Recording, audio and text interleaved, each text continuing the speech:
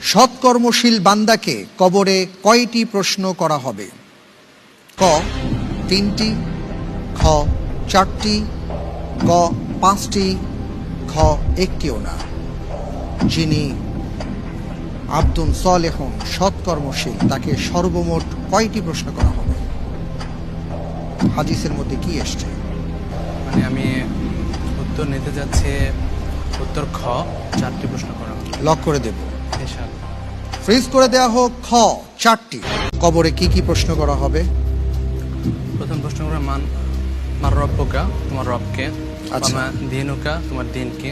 ওমা হাজার রাসূল, মানে এই ব্যক্তিকে, অথবা ওয়ান নাবিয়ুকা, তোমার নাবিকে।